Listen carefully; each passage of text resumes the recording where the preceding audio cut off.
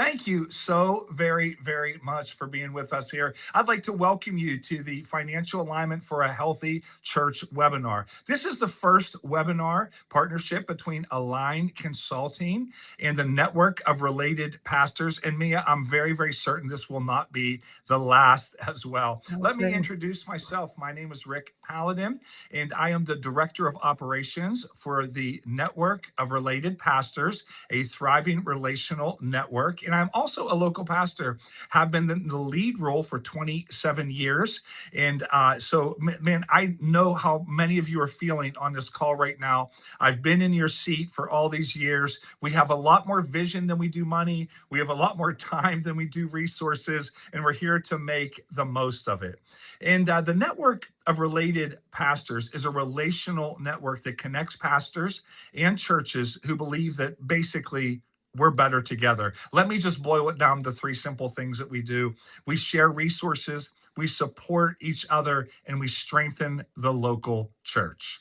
Mia, what a great, great treat it is to be with you today. Listen, everybody, you're in for a master class. You are going to love, love, love this time together. Thanks, Pastor Rick. Hello, everyone. I'm Mia Celino. I'm a CPA and the founder of Align Consulting Group, which is an accounting firm and a professional consulting firm dedicated to supporting churches and nonprofits through the maze of financial management. I'm also the author of 5-Point Alignment Method. And additionally, I've had the distinct honor of serving the NRP as their Director of Finance and Accounting for the past 15 years. And I must say, you do an awesome over-the-top job in that role. Thank you. And I want to say that publicly so all can hear. Hey, before we jump into this great, great content today, got a few housekeeping tips for you to be sure that we all have the best experience today. Listen, we have a great hour planned for you, great content. We did leave the last 15 minutes for your questions. We want to get to as many of those as possible. So as they pop into your head and as you're thinking of them, you don't have to wait. What you need to do is click on the Q&A button at the bottom of your screen. Type in your questions there. We have an awesome team waiting for your questions. They're going to sort them out and help us get to as many of those as we can at the end of our time. And remember, don't be shy. Give us your best questions there. Also, stick around because we have a great giveaway as well. It's a power pack to one lucky winner here. And you're going to have some great cool stuff. It's a coffee mug, a journal here, and it's a copy of the book that we're going to be talking about today. So you definitely want that if you don't already have it. Who doesn't want a good coffee? Who doesn't want a journal and make some good notes on a great, great book here? So stay until the end of our Q&A time here. And listen, we are so very pumped here. I talk to church leaders very regularly, almost every day. And I know that the financial tension is real. I already mentioned it. I mean, it's so real. You have a massive vision for your community. You want to see Jesus's church grow.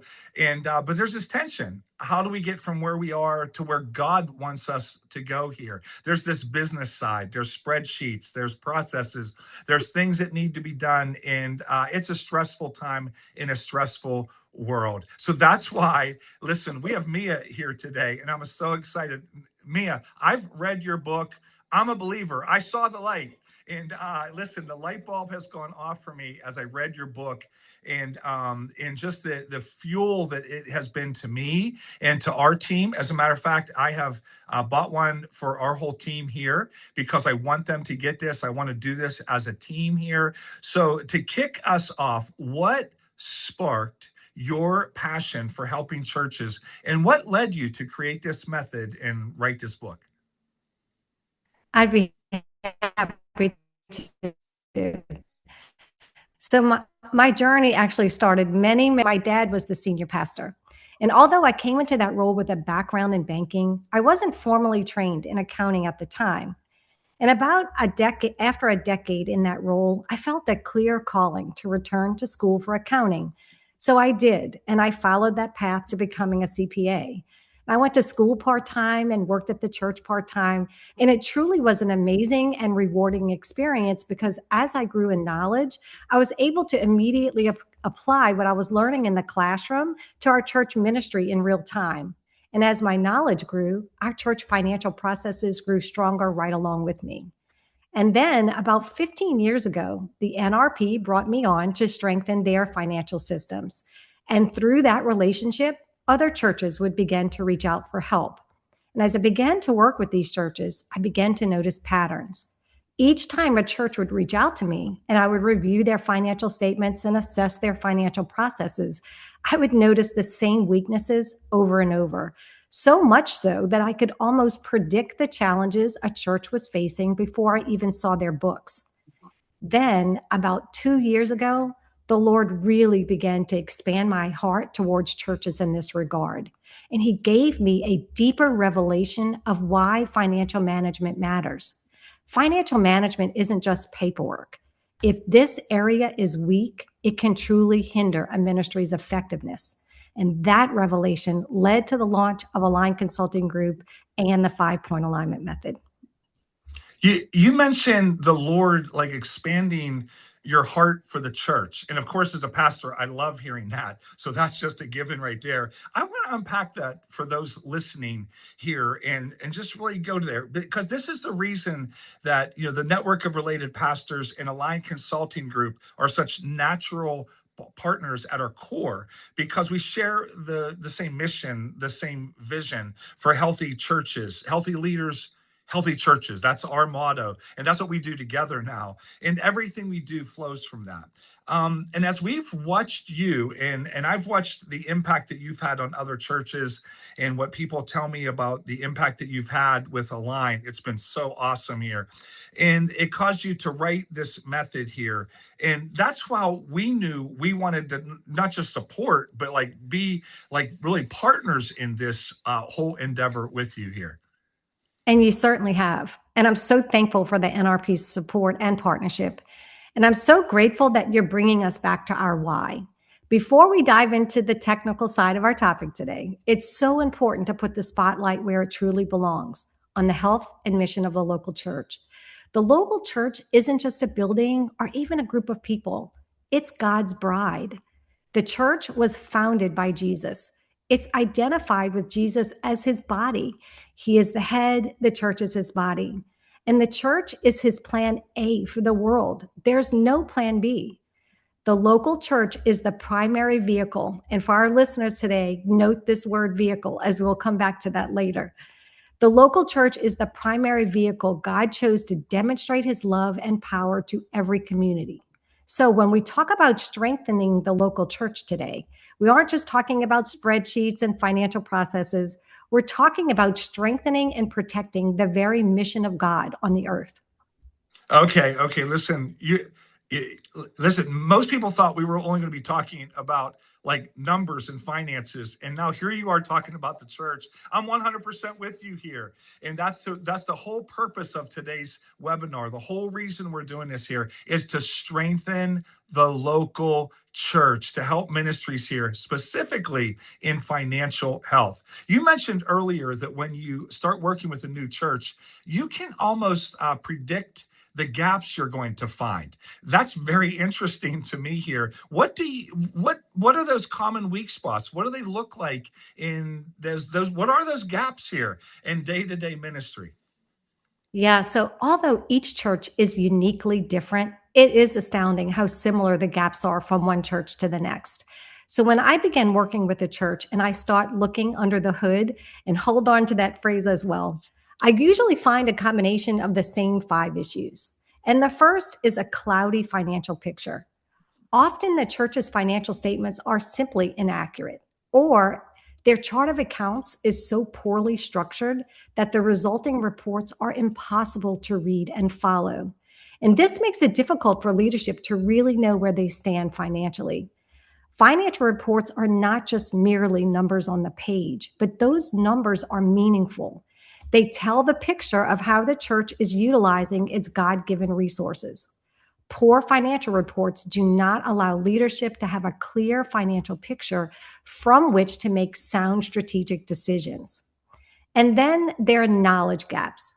Now, in every church that I've worked with, the bookkeeping staff have been incredibly faithful, honest, hardworking people that enjoy serving the church. But in most cases, they have not had the professional accounting training needed to handle the complexities of nonprofit accounting. And I was one of those bookkeepers long ago that were not professionally trained. And these knowledge gaps often lead to inaccurate financial reports and inefficient processes, which result in the cloudy financial picture for leadership I spoke about previously. It's necessary for the church's bookkeeper and accounting team to have at least a basic understanding of accounting fundamentals so that they can properly record the church's financial activity. It is their data entry that is the foundation of the church's financial reports. Then there's the vision budget disconnect. This is a big one. Far too often, I see churches with either no budget at all or one that is not aligned with its vision. And here's the truth. If your budget isn't tied to your vision, you're just spending money. We have to remember that God provides the church's financial resources for one specific reason: to fuel the vision he has given to your church. Therefore, the budget must be aligned with and support the overall achievement of the church's vision. This is such a critical piece to the church's overall health that we're going to circle back to it in just a bit. Then there are broken money trails. Many churches lack a cohesive end-to-end process for managing funds. In nonprofit accounting, the ability to follow the dollar is extremely important. Now, following the dollar is the ability to trace a donation within the church's financial processes from receipt to final expenditure. This level of visibility is absolutely critical. Without it, churches face a high risk of misusing designated funds. And when donations are not used for the purpose for which they were given, it compromises the organization's integrity, erodes donor trust, and may ultimately lead to a decline in financial support. And then finally, there's no month-end review process. Without a month-end task list and robust review process, the accuracy of the church's financial reports cannot be guaranteed. There must be a clear process for reconciling accounts and reviewing the financial data before producing financial reports. When these areas are weak, the financial cloudiness we keep mentioning sets in. And that uncertainty makes it incredibly hard for a church to hit its goals. In these scenarios, leadership can feel like they're trying to lead the way while wearing a blindfold. Wow, you're talking about all these gaps. Listen, in my world as a pastor, we always say you got to get them lost before you get them found. So Mia, I can just hear teams all over the country here as they're listening and as they're watching this. I could hear the gasp. I could hear ugh, going on here. And again, if you're out there and you already have questions, remember, go to the bottom of your screen, click Q&A, put your questions in. Don't wait.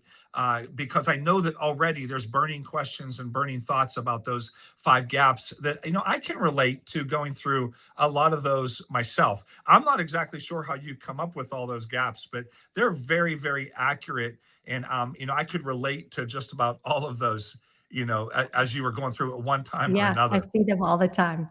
Yeah, yeah, so good. So for the leaders and bookkeepers, the accountants, all the teams that are watching, they resonate like maybe with the hindered effectiveness with some of those gaps that you're mentioning here. How does the 5-point alignment method specifically address these common gaps?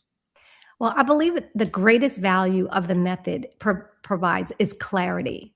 Most pastors and leaders intuitively know when their financial processes need strengthening, but they often don't know where to begin. The 5-point alignment method provides the starting line by outlining the must-have components of a strong financial management structure. It's the picture that comes on the box with the puzzle. It shows leadership what the finished product should look like.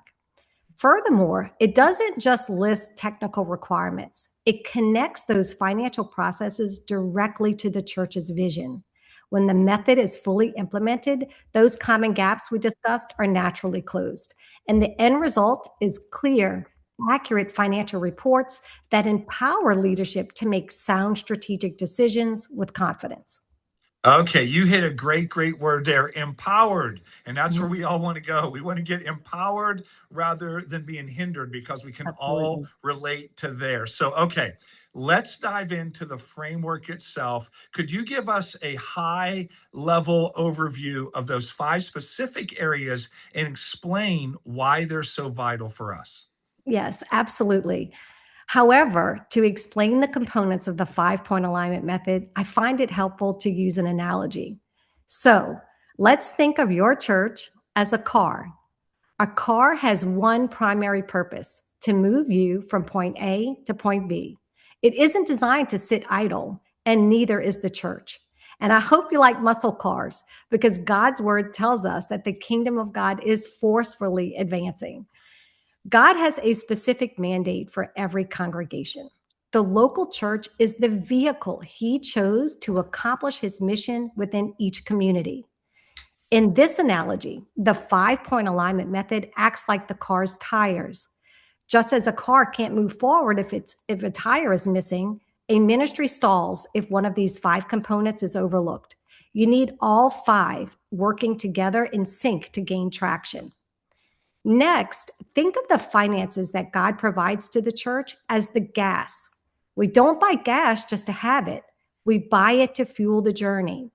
Similarly, the sole purpose of your church's financial resources is to provide the fuel necessary to reach your God given destination.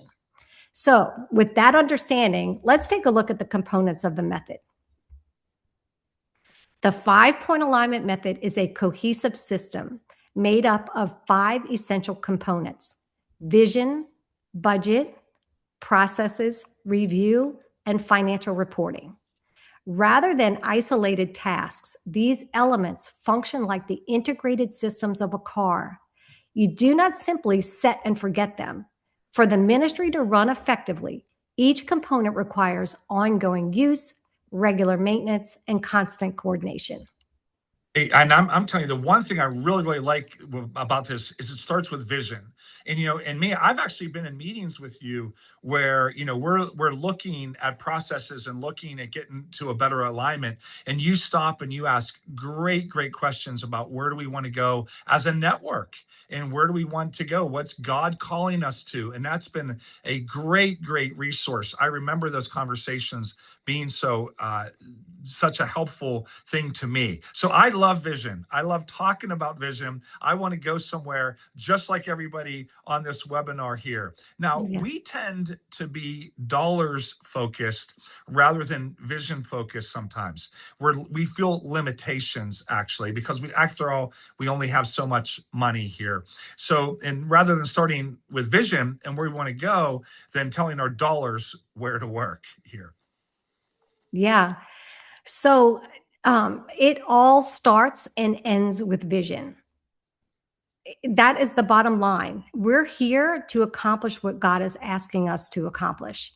And so it has to start and end with vision. So think of vision as the church's destination. Now, we know that the Great Commission, winning souls and making disciples, is the heart of everything we do. But how that looks is unique to each church. God planted your church exactly where it is for a specific reason. It's the leadership's job to seek God and ask, where are you leading us? And what exactly have you called us to do in this community? For example, a church in an impoverished area might share the gospel through food pantries and wellness programs. An urban or affluent church might share the same message of hope by focusing on strengthening marriages and families. The beautiful thing is that God provides the resources for what he ordains. He sends the provision to fund his vision. Every dollar that God provides to the church should be seen as an arrow to be used to hit the target. Now, we would have a better chance of hitting a bullseye if we shoot all of our arrows towards the target. So our role is to get clear on the what first, so we could faithfully use the resources he provides to get the job done. Now, this is where the budget comes in and why it is the next point in the method. Budgeting. Okay. Okay. Don't check out. Don't turn off here. Listen, this is it's getting better. It's getting good. We're going to help you here because I know just as a pastor working with other pastors and even people on staff here, budgeting season is not always the most fun season. But I have a feeling that Mia is about to change all that for us. Mia, what help us through this whole budget deal here? Well, honestly, Pastor Rick, I know that budgeting can be overwhelming, but I do know a few who thrive on it. But you're right, those guys, they're the outliers. For most leaders, it's like you mentioned, they feel that budgeting is like a mountain that they aren't equipped to climb, especially if numbers aren't their spiritual gift, right? It's unfortunate, though, that the process carries so much weight and worry. And my goal today is to help listeners who feel overwhelmed to see the budget process through a completely different lens. So now, as Pastor Rick mentioned, it's probably no surprise to you to know that budget season is one of my favorite times of the year. I love the planning and the intentionality of it. Once we've identified the vision, knowing exactly where God is calling us, we have to build a roadmap to get there. And that's all the budget process is, strategic planning. Since the word budget can feel so restrictive, let's just swap it out for the word plan, because at its core, a budget is just a plan to achieve the vision. So think about this. Whenever we do anything of significance, we have a plan. Imagine that you're going to have dinner guests over, but your day didn't go as planned. So now you're in a time crunch. What do? You huddle the family together in the living room and you devise a plan. One person cleans the bathrooms, someone else sweeps, and another sets the table. That is exactly what budgeting is. It's the gathering of leadership to create a plan to accomplish the vision that God has laid out for the church. It starts with asking God, where do you want our church to go and what do you want us to do? Once we know that, then we take an honest look at the resources coming in and devise a plan on how we're going to accomplish what God is asking with the resources he is providing. So think back to our dinner party. If God asked you to host 8 people on a tight budget, well, you're serving pizza. If you have more resources, maybe it's steak. However, in both scenarios, you can accomplish the mission of hospitality. You would just do it differently based on the budget. Now, even in churches with an established budget process, I still see a few weak areas that I'd like to highlight. And the first is the silo trap. This is when the budget is created in a vacuum with little to no collaboration between ministry leaders. Having one person create the budget is missing the point of the process entirely. I've seen instances where the bookkeeper would compile the budget based on last year's numbers and present that to the board for approval, or instances where the senior pastor sets the entire budget without any input from department leaders. The budget process should be a collaborative effort. It begins with the lead pastor providing that overall picture of where God is taking the church. Then it's filtered down to the next level of leadership, where they come into agreement and they can say, it seemed good to us and to the Holy Spirit. Then those overall plans are discussed with the department leaders. This process includes conversations both ways. Conversations with the department leaders on how the vision of the church will impact that particular ministry. And then also, how can that ministry be enhanced to better support the vision? The end result of these conversations is a workable plan that both achieves the overall mission and enhances the ministry simultaneously. And department leaders that have had a part in creating the budget are more likely to adhere to it. Then there's the vision budget disconnect, and we touched on this earlier, but it's worth highlighting again because it's where so many churches get stuck. In this scenario, the numbers on the page don't actually match the church's primary goals, creating a major gap between what you say matters and what you're actually funding. So while we call a budget a spending plan, it's more helpful to think of it as an investing plan. Every dollar the church spends is an investment in a specific outcome. If your heart is in the vision, your investment, your budget has to follow. Then there's the set it and forget it error. And this happens when a church creates a budget, then tucks it away, never to be seen again until the end of the year, if at all. Instead of treating your budget as a dusty document, it should be used as a monthly pulse check. Comparing your actual spending against your plan each month allows you to catch data entry errors, adjust for the unexpected, and stay on track with your goals. Consistency is key. A budget only works if you actually use it to guide your decisions throughout the year. And then finally, there are ignored variances. This happens when you identify that you've gone over or under budget, but then you stop there. You see the numbers don't match, but you fail to investigate why those gaps exist or how to adjust the plan accordingly. Without that why, you're just looking at a scoreboard without changing your strategy. To stay healthy, you have to dig into the details. Is a certain ministry growing faster than you expected? Or is there a leak in your spending?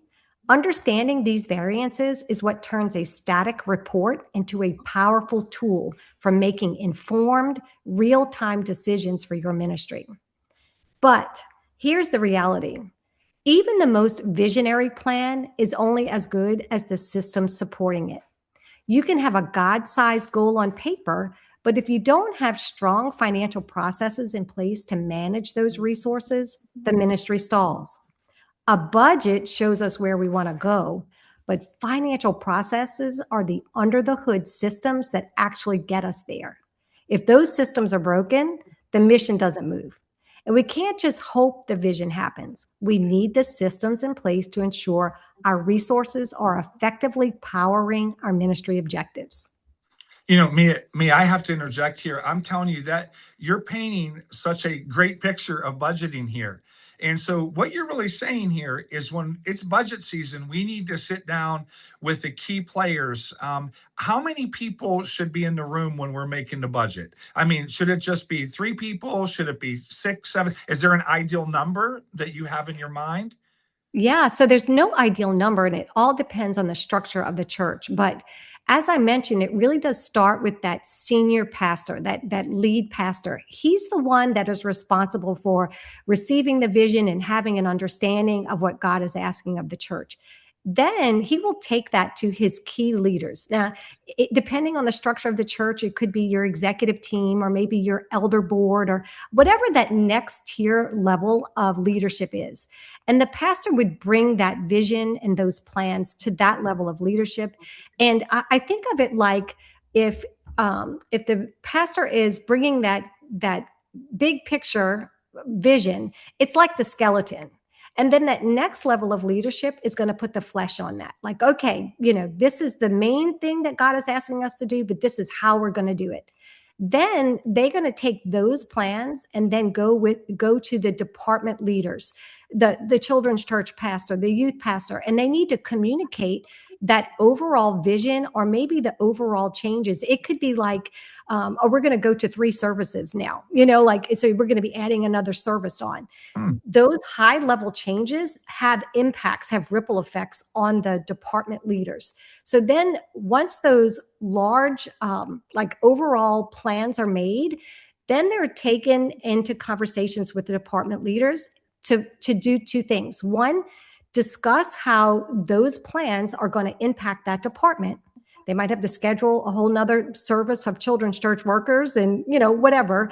And then also to have conversations on how can that specific department be enhanced to increase the effectiveness of the vision. So those conversations that go back and forth between the top leadership and the department heads, that's the budgeting process.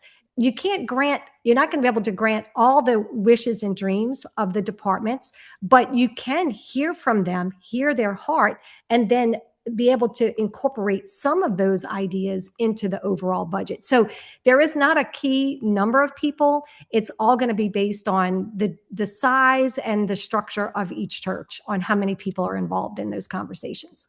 And just when during the year, and let's just go on a calendar year, let's just say that's our official year here. When is a good time to start thinking about budgeting? I mean, other than, the last weekend, after the candlelight Christmas Eve time there. So give us a better time to start thinking about budgeting. Yes. Yeah, that's an excellent question. So, and of course, it all depends on the size and the complexity of the church. Because if in a smaller church, you might be able to wrap up your decisions in budget process kind of quickly.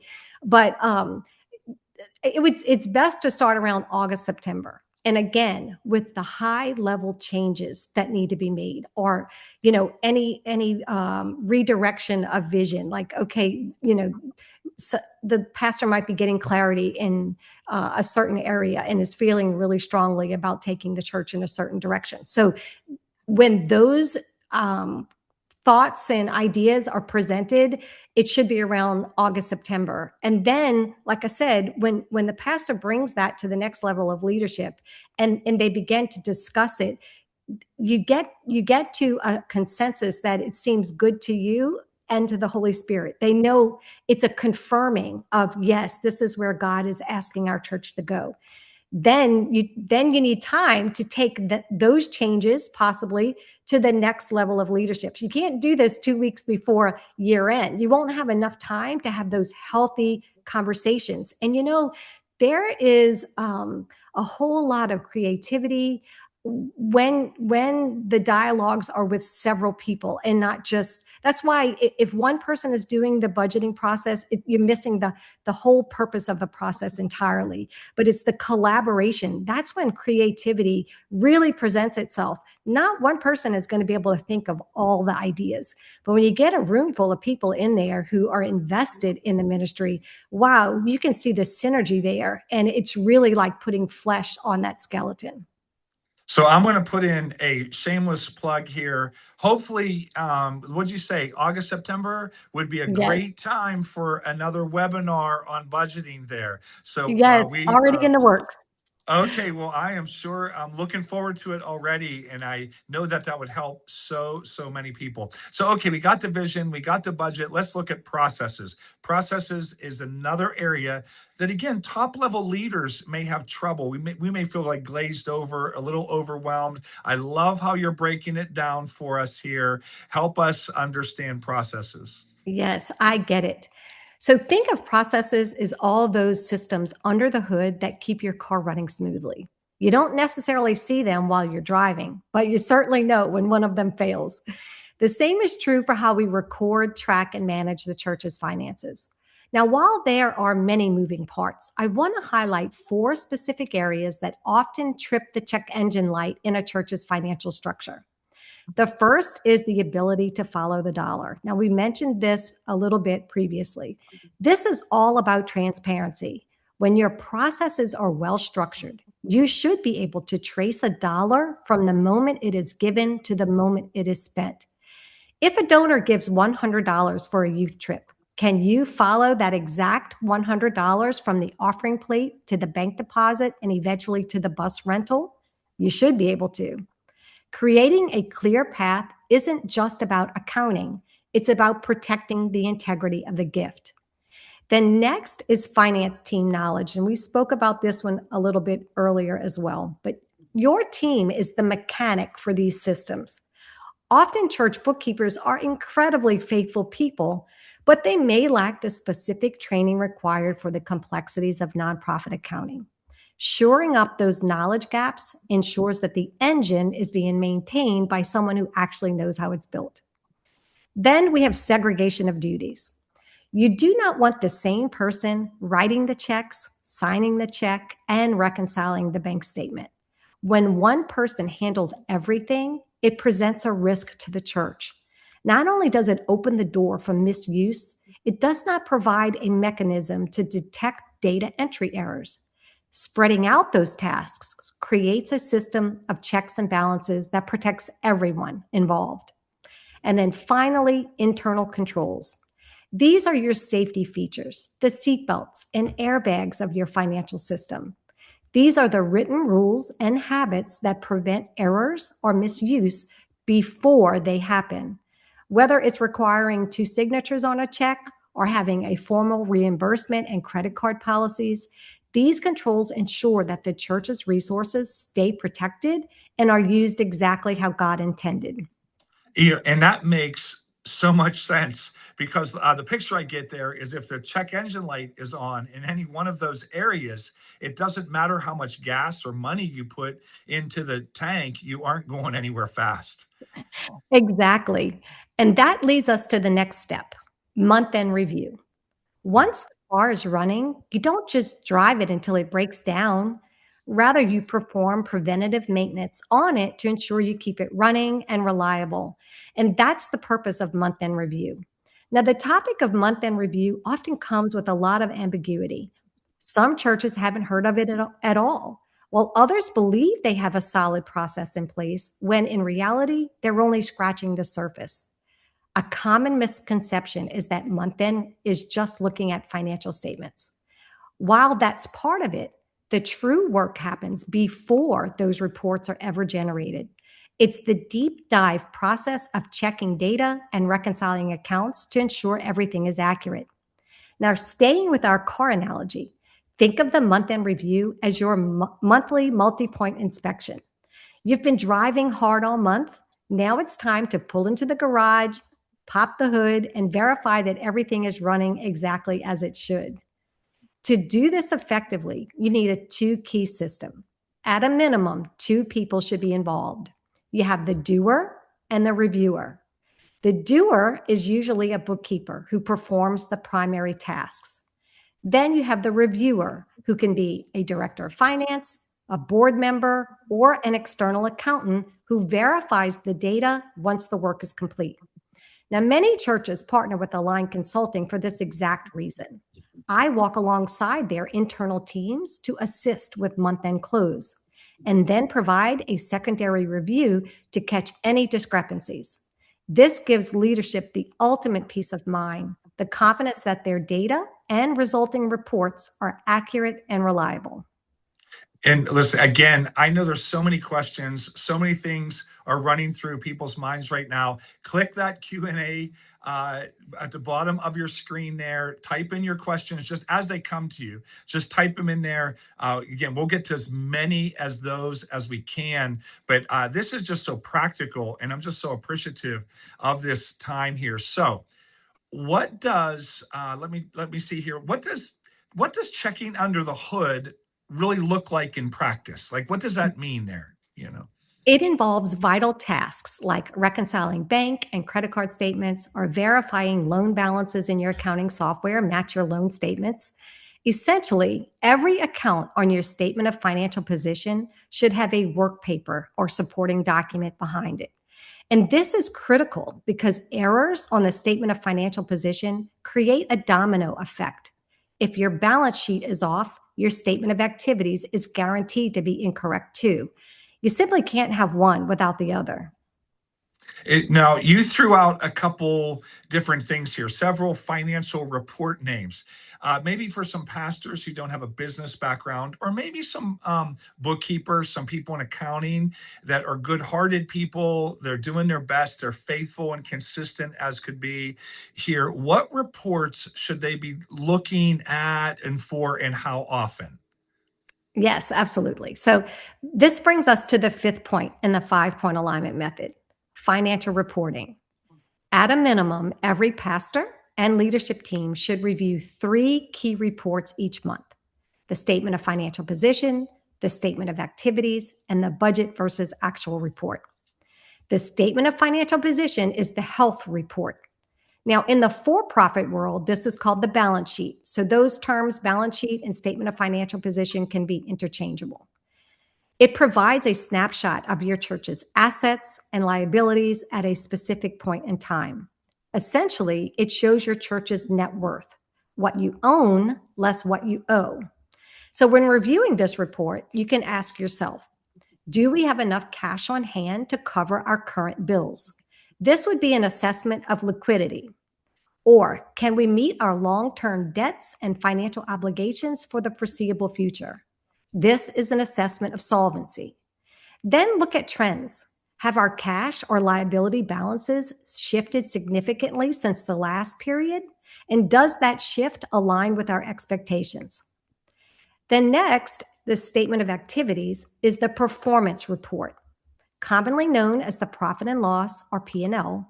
This statement tracks every dollar coming in and going out over a specific time frame. It calculates whether you ended the period with a net income, which is a surplus, or a net loss, a deficit.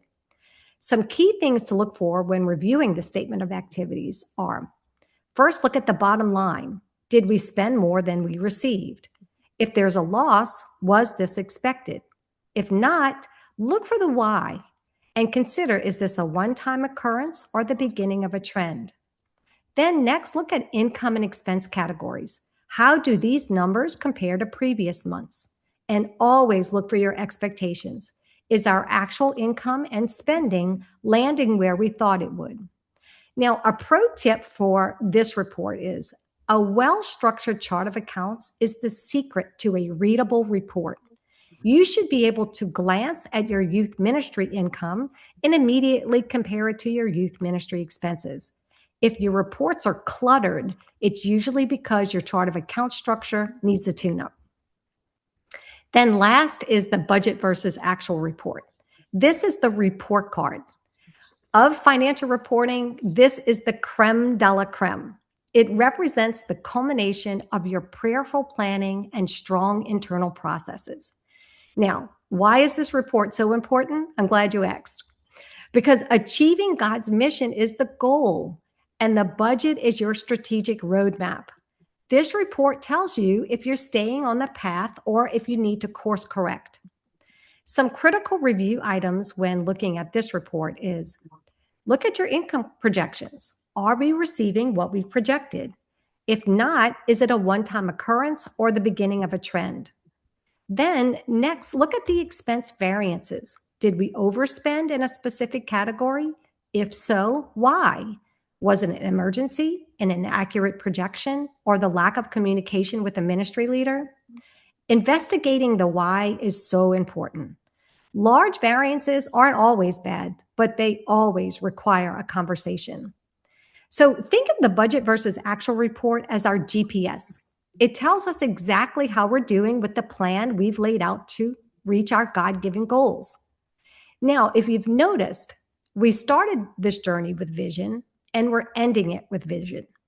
Every single step in between, from the budget and the daily processes to the deep dive reviews and reporting, exist for one reason: to make sure that we're stewarding the resources God provides to the church in the most effective way possible so that we can accomplish what He has asked us to accomplish. We must remember that the church's financial resources are from Him and for Him. And these reports are simply our dashboard of gauges, letting us know if we're staying the course He's already mapped out for us. Wow.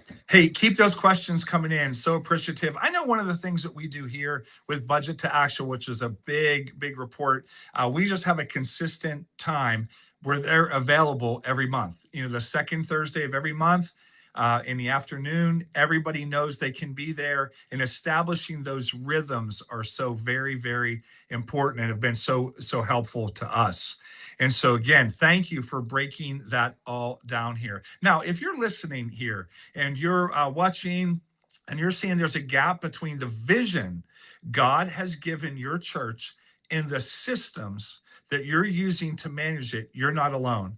Identifying the problem is the first step so that we can find a solution to help you close that gap. Now, we want to go over some resources. We want to share them with you here, geared towards helping churches like yours thrive in their stewardship and achieve its God-given mission objectives. Mia, walk us through these resources. I'd love to dive into what Align offers. But first, I really do have to give a huge shout out to the network of related pastors. For the last hour, we've talked about how everything hinges on vision, and the NRP is an incredible resource for exactly that. If you're a leader here today and you feel like your vision needs to be sharpened, solidified, or even just better communicated, please reach out to the NRP leadership team. These guys are seasoned pros who genuinely love helping pastors become the best version of themselves. There's no politics or hidden agendas, just sincere relationships and leaders who want to see you win. Now, as for Align's products and services, whether you just need a little reassurance or you know your systems need a complete overhaul, we have three distinct ways to help. The first is the 5-point alignment method book. This is the best place to start. It's a quick read that will take you less than 2 hours to complete. And although we've spent an hour together today, we've really just quickly scratched the surface. The book will take you deeper into the 5 essential pillars of church financial management and provide you with the vocabulary and knowledge to take the next step forward. And the best part is that it includes a post-read assessment. This assessment is 31 yes or no questions that it will immediately highlight any weak areas in your church's financial processes that need shoring up. And I just want to say, I have mine right here. I'm not bragging, but mine's autographed by Mia here. Listen, I know we got them, and you need to get on the website, follow through, order those books. Mia, what else do you have to offer here that can be such a help for churches? Yeah. So next we have the online course. So once you've read the book, if you realize that your team could benefit from more in-depth training, we offer the 5-point alignment method online course. This is 10 hours of comprehensive CPA-backed teaching, covering everything from budgeting and accounting fundamentals to payroll and internal controls. Through these videos, I walk your team through all of these important topics. The course material is presented in lessons that are like 15 to 20 minutes long, so your team can learn at their own pace. Plus, it comes with a physical workbook that serves as a permanent reference guide for your finance office. And if you register within the next 2 weeks and use the promo code webinar10, you'll receive an additional 10% off. And then finally, we have our controller services. For churches that want a more hands-on partner, Align Consulting Group offers direct controller services. We can step in to analyze your current systems, provide a roadmap for improvement, and walk alongside your team to implement those changes. Many churches especially love our month-end review service, where we oversee the review and closing of their books each month. This service provides a massive sense of relief for leadership to know that their reports are accurate before they ever hit the board table. Yes. And I mean, I just want to urge you, even afterwards, inquire more about this one. Let me really walk you through what this looks like here. So Mia, like, again, what's the website? How do they find you? What's next here? Yes, so the resources are available on Align's website, and it's aligncg.net/method. Additionally, I want to point out one other thing. If you need a starting point or expert guidance on a specific challenge, Align Consulting offers a free 30-minute consultation to help you find your footing. Sometimes all a church needs is a gentle nudge in the right direction. So head over to aligncg.net and select Let's Align, and then click Submit a Consultation Form or scan the QR code on the slide. And be sure to note the 30-minute consultation in the comment box, and I'll reach out personally to get some time on our calendars. Mia, that is extremely generous. So thank you for what you're doing to help local churches. I also just want to let you know, if you're out there and you're looking to share resources, strengthen the local church, could use some support, or want to help pastors, hey, check us out at the Network of Related Pastors, nrpastors.com. And I also want to say and invite you to a webinar on May 19th coming up, on creating a culture of generosity, how to receive and steward offerings. It's going to be filled with practical tips. Why are we doing this at NRP? Because your vision is worth investing in. And we want to see you not just survive, but thrive. So be sure to use that QR code. Registration is actually open today. It's open right now. So register for that because we're going to help your church get to the next level here. So, wow, we've covered so much here. Churches, you've heard the strategies, you got the resources. Now it's time to put them to work and dive in here. Q&A time. And so we got some questions out there. Our team has been putting them together here. So we're going to get through as many of these as we can. And so let's see here. Let's take a look at these questions. What's the best way to accurately make a budget? Like, I guess, like, you mentioned, if you could just break it down, Mia, just into very simple bite-sized pieces right there. Okay, so I'm glad we're starting with this one. This is a great question because I encounter this over and over, and I think it's admirable when churches say, "Okay, we're going to base our next year's budget on 90% of the giving this year." I think their heart is in the right place because they don't want to overspend and they want to account for any fluctuations in the giving. But I have a red flag with that, and there's a caution that I'd like to throw out there. Yes, you can base the operating budget on 90%, but if you do get 100%, do you have a plan for the other 10? That's my question, because we need to make sure that we have a plan for all of the funds that are coming in, because I've seen that extra 10% being spent less with less intentionality as the 90%. So Good if you point. want to base the operating budget on 90%, that's great.